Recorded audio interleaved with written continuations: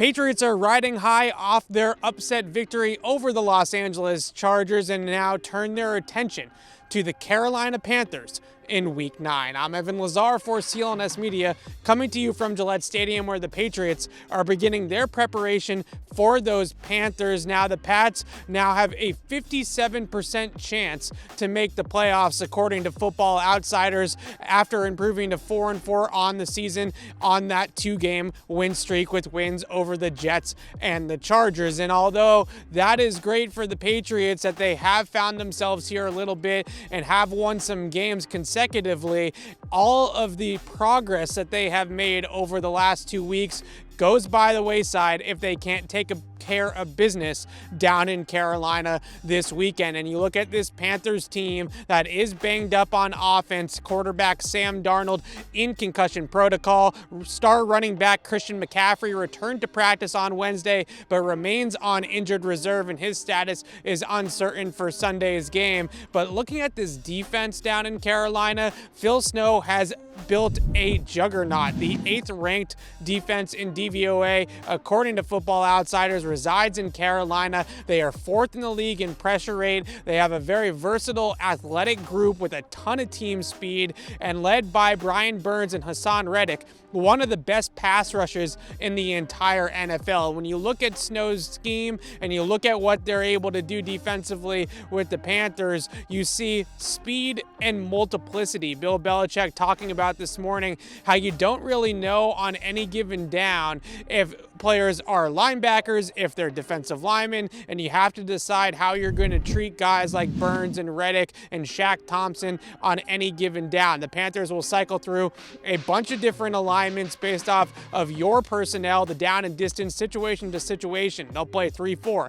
They'll play even fronts. They'll play a 4-down dime defense. They'll play a 4-2-5 big nickel package. They do a whole bunch of different things on the defensive side of the ball, and they are fast. They close in a hurry, and their pass rush can sack the quarterback as quickly as any defense in the NFL. So how do you go about beating the Carolina defense? Well, looking at some of the things that have worked so far for teams in the past, mainly a quick release from the quarterback is a must. When you have a pass rush like that can rack up the sacks and get to the quarterback in a hurry, Mac Jones cannot afford to sit in the pocket and hold the football this week. He has to get rid of the ball, and specifically on in-breaking routes, this Panthers defense that typically plays single high coverages on the back end has some issues. They're giving up 10.4 yards per attempt on in-breakers like slants, dig routes, angle routes, things over the middle of the field. And as you might gather,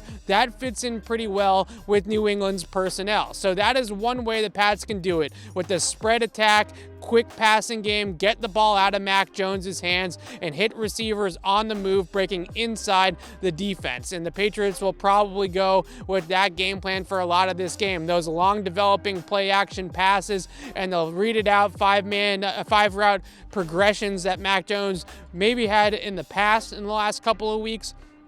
Not the week for that, not against this pass rush. Another way to beat this Carolina defense is they are a little bit weaker against the run, but they're very good against gap runs, pulling schemes, just because of their team speed and their aggressiveness on the defensive front. Teams having a lot of success, though, with zone blocking. The Patriots aren't typically a zone blocking team, but outside zone has been very effective against Carolina. I wouldn't be surprised if you see a lot of fullback Jakob Johnson in this game, and just trying to get downhill and out-muscle this Carolina defensive front. You don't want to get into foot races with these guys. You don't want long developing plays against these guys. You got to hit it home hard, and you got to get downhill as quickly as possible if you're going to try to run the football. The Carolina defense, it's very scary. It's very good. The Patriots are going to have their hands full with that side of the football. Offensively, a lot of it will depend on Christian McCaffrey's status. Sam Darnold early on in the season